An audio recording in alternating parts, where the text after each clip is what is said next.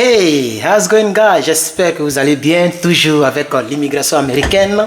Bon, dans cette vidéo, je ne sais pas si vous allez bien me voir, mais bon, je voudrais faire encore une vidéo, cette vidéo, pour vous parler de toutes les, je vais dire, on va parler de 12 manières d'avoir la green card. Donc, les différentes options pour avoir la green card. Donc, je vais commencer par les plus connus et les plus fréquents. Donc, nous avons le Diversity Visa. Diversity Visa. Diversity Visa qui est ici, c'est ce qu'on appelle la green card en réalité. Mais en réalité, c'est pas ça seulement qui est la green card. C'est pourquoi il faut vous donner plus de 10 autres options. Mais c'est l'option la plus, je veux dire, la plus utilisée.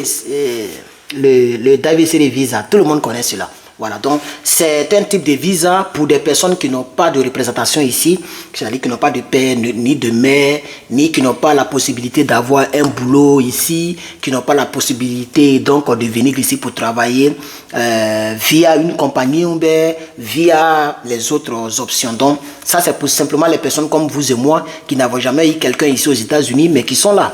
Voilà. La deuxième chose que je vais parler en même temps ici, il y a donc la green card par le mariage. Donc quelqu'un est ici et la personne t'a épousé ou t'avais déjà épousé, ça dépend.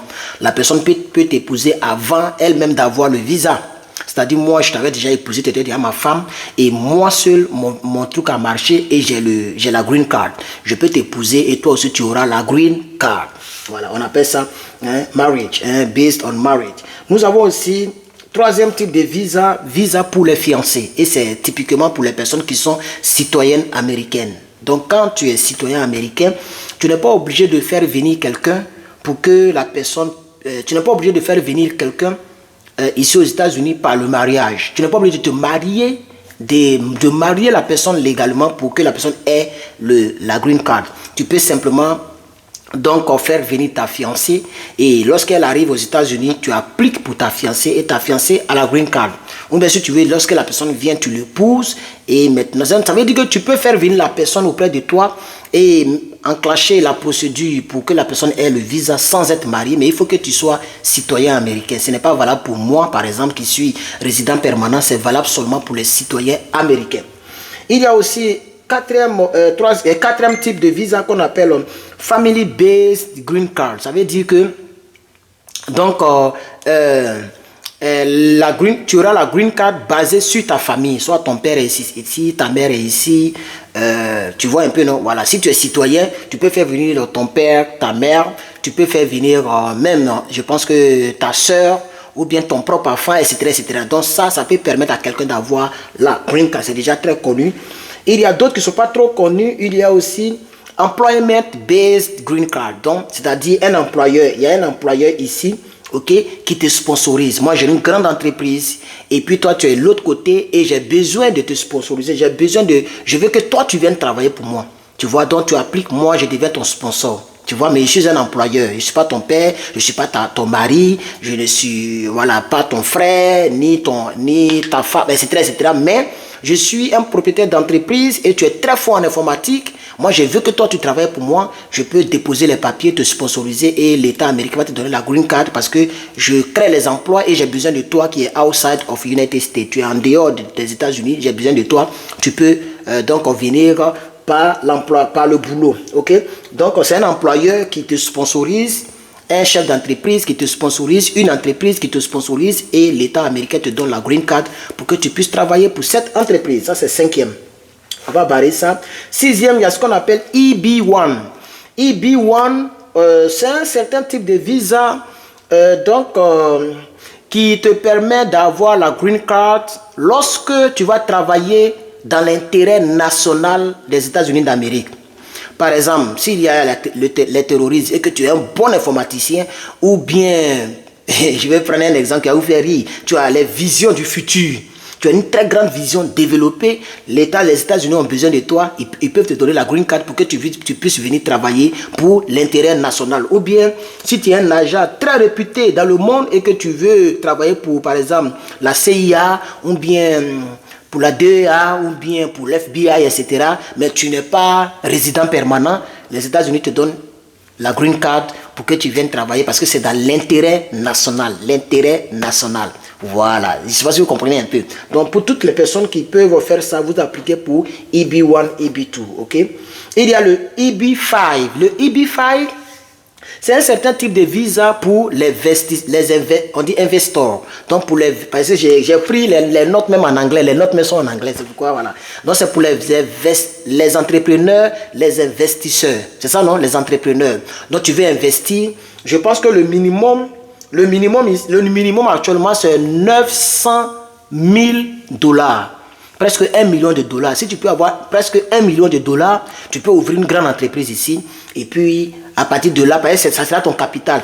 Ton capital sera 900 000 $. Si tu as ce capital-là, une entreprise qui commence avec un tel capital, tu peux faire venir des personnes de la Chine, de l'Afrique, de la France pour venir travailler pour toi. Et ces personnes auront automatiquement la green card. Vous comprenez un peu, non? Donc, c'est pour les personnes qui créent l'emploi aux États-Unis. OK? Et voilà. Et donc, tu peux venir travailler. Mais une chose est très importante, c'est que il faudrait que toi qui vas venir travailler, tu vas travailler full time.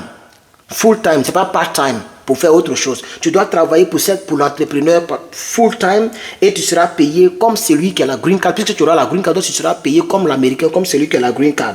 OK? C'est très important. Voilà. Donc, dans ce cas de figure, il faut que j'explique la partie très bien. On dit, this particular visa, the sponsor might try to hire people, ES worker, people back don't get people. J'ai mal écrit ça, mais c'est pas facile. Mais ce que je veux dire, c'est que ce sponsor-là a une entreprise, il essaie d'embaucher, mais il n'a pas d'embaucher. Or, dans ce domaine-là, il y a d'autres qui connaissent, les gens qui ont la capacité, qui sont par exemple à Abidjan, Conakry, Yaoundé, Bénin, etc. Voilà, qui sont là-bas et qui ont les capacités, mais ils n'arrivent pas à trouver ces gens-là ici. Mais les gens-là sont là-bas. Donc, il peut demander à l'État américain de vous donner la green card et vous venez travailler. Très important. Huitièmement, il y a le EB1B. EB1B. Le EB1B, c'est pour des personnes qui sont des chercheurs ou des grands professeurs, des agrégés, des chercheurs. Un chercheur béninois, un chercheur togolais peut appliquer pour venir vivre aux États-Unis, pour faire des recherches pour les États-Unis. Donc, si tu es un grand professeur, si tu es donc un chercheur, mais tu ne vis pas aux États-Unis, tu peux appliquer pour ce type de visa-là, pour venir vivre ici et pour venir mettre donc tes connaissances intellectuelles au profit des États-Unis. Le EB1C, ça c'est un autre, le 9e. Le 9e, ça permet aux compagnies, aux entreprises étrangères, donc une entreprise située à Abidjan, ok, cette entreprise a sa branche aux États-Unis, c'est-à-dire le directeur général de l'entreprise, c'est un Ivoirien. Mais il attend de créer une autre entreprise ici aux États-Unis. Il a déposé les 900 000 un peu. Et il a besoin d'employer. C'est même chose comme l'autre là. Voilà. Mais il faut que l'entreprise qui sera ici là ait sa représentation en Afrique. C'est différent de celui qui a ses 900 000 francs, 900 000 $ qui vient investir ici et qui vient embaucher. Voilà. Il n'est pas obligé d'avoir une représentation en Afrique. Mais pour le EB1C, ça doit être une entreprise étrangère d'abord. Une entreprise étrangère qui a sa branche aux États-Unis. Tu vois, donc cette entreprise-là peut embaucher des personnes depuis les autres pays pour alimenter sa branche aux États-Unis. C'est différent de EB5 où l'entreprise... Donc vous comprenez un peu, non? J'espère que vous comprenez la partie là, parce que vous êtes très intelligent comme moi. Voilà. Donc c'est très important. Ok? Nous avons ce qu'on appelle le VAWA. Le V-A-W-A. C'est Violence Against Women. Violence Against Women. Voilà. Donc, ça, c'est-à-dire, moi j'ai épousé, bon, pas moi, parce que moi je ne serai pas violent envers ma femme, mais quelqu'un d'autre a épousé une fille, et quand la fille vient ici, la fille n'a pas encore la green card, par exemple, la fille n'a pas encore la green card, il a fait venir la fille, et parce que quand tu viens, tu n'as pas encore la green card, il faut maintenant faire les procédures, il faut que le monsieur soumette les choses, tu as le visa pour venir, même moi quand je suis venu ici, je n'ai pas la green card, j'avais déjà le visa Le visa était valable pour 1 an. Donc dans les 1 an, je dois tout faire, mais 1 an est vraiment suffisant pour que tu puisses appliquer pour la green card pour qu'on t'envoie ça à la maison. Voilà. Parce que depuis là-bas, tu peux payer déjà pour les frais. Et puis quand tu viens ici, tu vas maintenant à l'immigration, ils vont vérifier certaines choses et puis on t'envoie ça. C'est la même chose. Donc, tu peux faire venir une fille pendant qu'elle n'a pas encore la green card et tu la maltraites. La fille peut se séparer de toi et appliquer indépendamment de toi. Tu vois maintenant, non? C'est-à-dire, toi, lui qui maltraite la fille, ou bien toi qui maltraite le monsieur peut te quitter.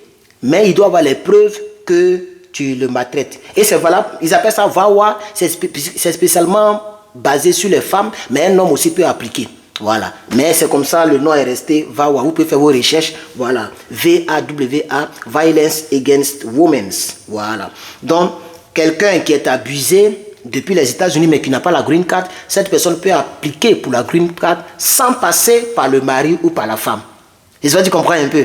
Voilà. Parce que si tu n'es pas abusé, que moi je te fais venir, tant que je ne donne pas mes approuvements, tu ne peux pas avoir la green card parce que tu vas avoir la green card via le mariage. Tu vois un peu, non? Donc moi, je dois signer, je dois témoigner, etc. pour que tu aies la green card. Désolé si la vidéo est longue, j'essaie de faire un peu plus rapidement. Donc on a fini cette partie-là, cette partie. Nous avons aussi T-Visa. T-Visa. Ça, c'est les victimes. Si tu es victime de trafic humain, quelqu'un t'a vendu, etc. Ou bien tu es venu par des voies un peu bizarres, on t'a blagué, et puis tu es arrivé. Maintenant, tu vois que c'est coincé sur toi, c'est trafic humain par exemple. Si tu es victime de ça, tu peux aller à l'immigration, appliquer et avoir la green card et tu ne seras plus sur cette couverture où ils vont te faire... si tu es une fille, parce que les gens le font, hein, ils font trafic humain de jeunes filles. Quand tu viens, comme tu n'as pas papier, tu n'as rien, on te séquestre, tu dois être une lesbienne ou bien une pute, un truc de ce genre, tu dois être donc une prostituée et tu leur rapportes de l'argent. Si tu es dans ce cas, il y a un type de visa qui est disponible pour toi, tu peux aller appliquer, ok? Mais si tu peux prouver que tu es victime de trafic humain, tu peux donc appliquer. Voilà. Et le dernier, je pense que c'est le 13e ou 12e, le dernier c'est le EB4. Le EB4, c'est pour les personnes qui viennent ici pour des travaux religieux, c'est-à-dire, moi j'ai une grande église ici, moi. Mais je suis francophone et j'ai besoin de certains pasteurs pour venir travailler ici. Tu vois, non, donc tu viens sous la couverture religieuse. Ou bien si je suis musulman, j'ai une grande mosquée ici. Et à chaque fois que je cherche les gens, les trésoriers, des personnes qui vont m'aider, les gens ne sont pas intéressés, je peux prendre des imams depuis mon pays ou depuis d'autres pays qui peuvent venir travailler au niveau de la religion. Donc des travailleurs religieux, des gens qui sont en mission. Il y a un programme ici, on a besoin d'un grand pasteur, on peut te donner un visa pour venir ici, ou bien pour venir conduire la congrégation, tu peux avoir un visa ou bien la green card. Voici un peu tout ce que je voulais dire, mais les 4 les plus connus, c'est le visa pour les fiançailles, visa pour la green card, visa pour le mariage, visa pour rapprochement familial, visa pour mariage. Bon, mariage, c'est rapprochement familial, c'est la même chose. Merci beaucoup, il commence à faire noir. J'ai fait quand même 3 vidéos aujourd'hui, mais je vais vous les balancer un peu. Voilà, donc merci beaucoup. Voilà, soutenez mes efforts par le pouce bleu, par les commentaires, en vous abonnant, activez la cloche de notification. Et puis, à la prochaine pour une nouvelle vidéo. Que Dieu te bénisse.